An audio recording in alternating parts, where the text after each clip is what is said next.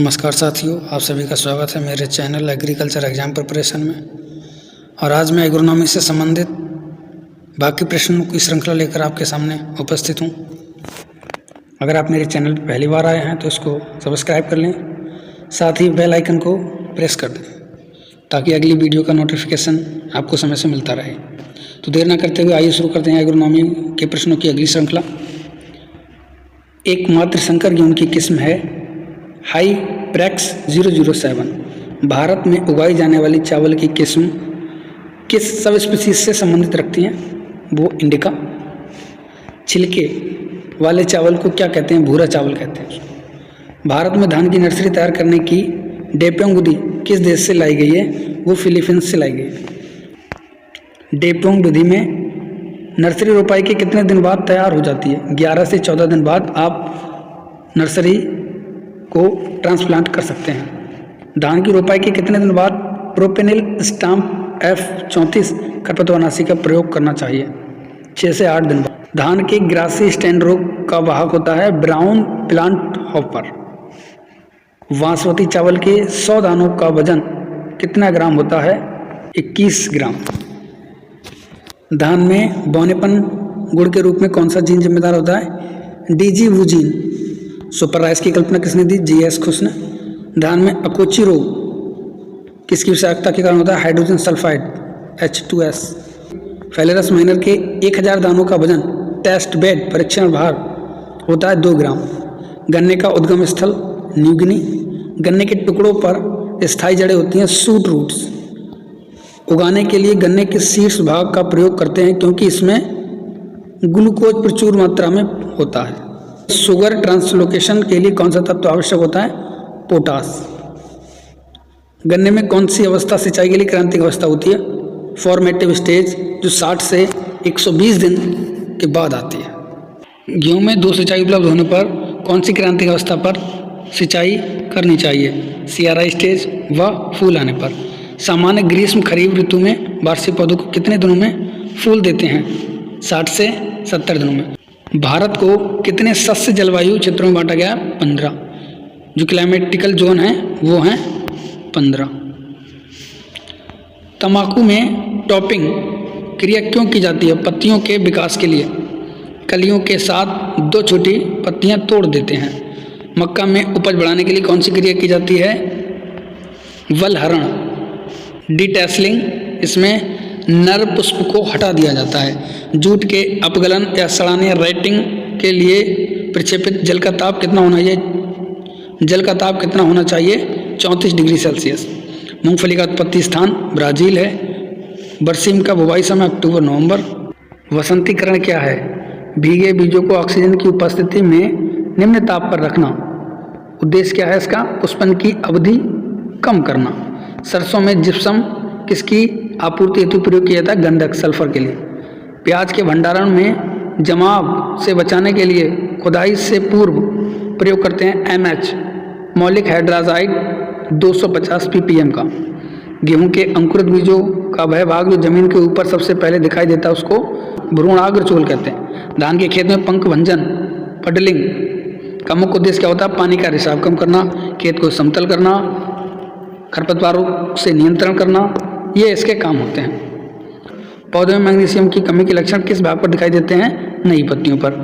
मूंगफली की सबसे क्रांतिक अवस्था क्या है? फूल बनते समय। एग्रोनॉमी विषय को अलग से स्वतंत्रता की मान्यता कब प्राप्त हुई?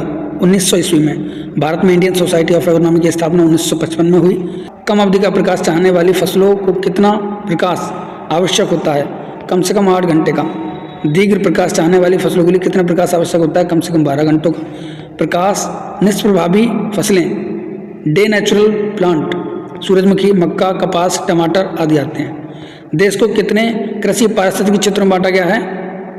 20 में। शाकाहारी मीट किसे कहते हैं? मशरूम या लोबिया को। उत्तर प्रदेश में कितने सस्य जलवायु क्षेत्र हैं? 9। सस्य विज्ञान के पिता किसे कहते हैं? Peter de Crescenzi. Horse hoeing husbandry नामक पुस्तक किसकी है? जैथरो टुल, जिनको फादर ऑफ भूपरिष्करण और खरपतवार शब्द इन्हीं के द्वारा दिया गया। सस्य विज्ञान को अलग विभाग के रूप में कब मान्यता मिली? 1900 में। सबसे कम कटाई सूचकांक किस फसल का है? अरहर का, लगभग 16% है इसका। वह फसल कौन सी है जो दोनों सूखा व जल भराव से प्रभावित होती है? मक्का। मक्का एक ऐसी फसल है, अगर सूखा होगा और अगर अधिक जल भर दिया तो उससे प्रभावित हो जाती है। तिल किस कुल से संबंध रखता है? पैडलियेसी। चने में निपिंग से क्या तात्पर्य है? अधिक शाखाएं प्रोत्साहित करने के लिए शीर्ष कलिका हटाना। ज्वार के पौधे में हाइड्रोसायनिक पदार्थ HCN का संश्लेषण होता है। जड़ में होता है संश्लेषण जो स्ट्रेस की दशा में पत्तियों में पहुंच जाता है। लगभग ज्वार की फसल जब 35 से 40 दिन की समथिंग होती है और हमको कटाई करनी होती है, उस समय कटाई करने से पहले अगर हम सिंचाई कर देते हैं तो HCN की मात्रा कम हो जाती है।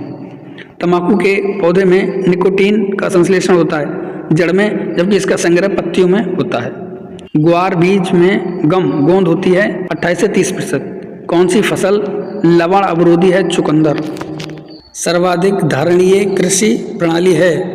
लीशा। स्टूलिंग किसके लिए एक महत्वपूर्ण अलैंगिक प्रवर्धन है? अमरूद के लिए। किस फसल को उभय द्विगुणित जाना जाता है? गेहूं को। अरंडी तेल का एक उत्पाद जो जेट वायुयानों के स्नेह के रूप में प्रयुक्त होता है वो है कोनाइलिक एसिड। संकर किस्मों का सर्वप्रथम प्रयोग किस फसल में किया गया? मक्का। पौधे के उस भाग को जिसे इन विट्रो कल्चर किया जाता है कहते हैं एक्सप्लांट। भारत में शुष्क खेती की जोतें हैं 60%। गेहूं के चोकर में किस तत्व की प्रधानता होती है? फास्फोरस। कौन सी फसल की जड़ों द्वारा मृदा में एलिलोपैथी रसायन का स्रवण होता है?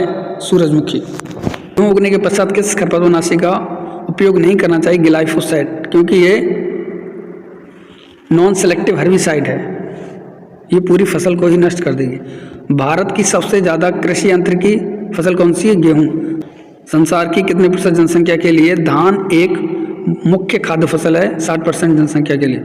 मुख्य फसल के फेल हो जाने के बाद जो फसल तैयार की जाती है उसे कैच क्रॉप कहते हैं। बैगन की फसल में अधिक दिनों तक फल लेने पर या राइटनिंग फसल, इसके फलों में हल्का कड़वापन का कारण है ग्लाइकोलाइड की अधिकता के कारण। कौन सी फसल अपेक्षाकृत रूप से क्षारीय पानी के प्रति अधिक सहनशील है? जौ। फसल में सिंचाई के क्षेत्रफल में दी गई पानी की मात्रा के अनुपात को क्या कहते हैं? ड्यूटी। 1 हेक्टेयर चावल की बुवाई के लिए डेपोंग नर्सरी के कितने क्षेत्रफल की आवश्यकता होती है? 30 वर्ग मीटर। गेहूं किसका सूचक पौधा है? कॉपर का। फसल की कटाई का सबसे उपयुक्त समय अमावस्या के बाद काटना चाहिए। किस समय बुवाई करने पर पौधों में अंकुरण अधिक होता है? वह पौधे निरोगी होते हैं पूर्णमासी के 45 घंटे पूर्व बुवाई करने पर। पाले से बचाव के लिए फसलों पर छिड़काव किया जाता है 0.1% गंधक अम्ल का या 0.05% साइकोसेल या डाई मिथाइल सल्फो ऑक्साइड का। कौन सी तिलहन फसल तेल व रेशे दोनों के लिए उगाई जाती है? अलसी। स्किपिंग क्रिया प्रयोग मिलाई जाती है चाय में।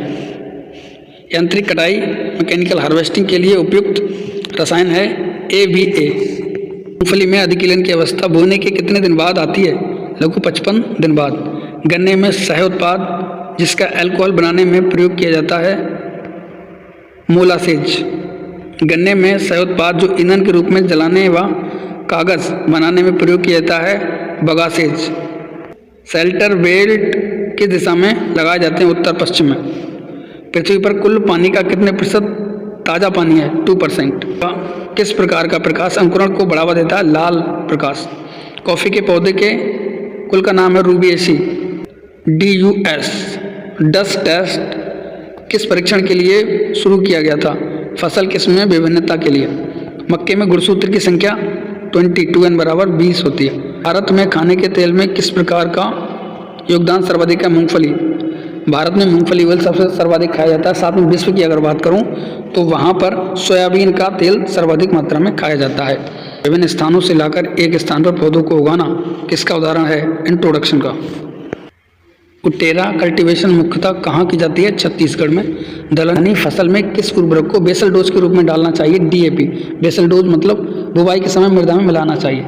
गेहूं में फूल खिलने की अवस्था पर अधिक तापमान होने के कारण दाने के आकार में कमी आती है। अगर तापमान बढ़ जाता है तो दाने जो हैं की वृद्धि अच्छे से नहीं हो पाती। अब तक गेहूं की पैदावार क्षमता बढ़ाने में किसका सर्वाधिक योगदान है? हार्वेस्ट इंडेक्स में बढ़वार। कपास के रेशे होते हैं टेस्टा की बाह्य वृद्धि। सामान्यतः धान व दाल के पौधों में क्रमशः किसकी कमी पाई जाती है? धान में लाइसिन व दाल में मिथ्योनिन व ट्रिप्टोफैन की कमी पाई जाती है। चारा फसलों का हार्वेस्ट इंडेक्स कितना होता है? 1। मृदा क्षारीयता को सहन करने वाली फसल है धान।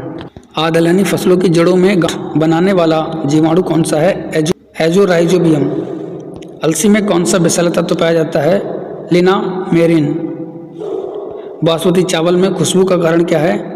पंडा मारिला कटोनी एल्कलाइड्स। कपास के रेशे में महीनता किससे मापते हैं? माइक्रोनियर से। अलसी के रेशे को क्या कहते हैं? फ्लैक्स।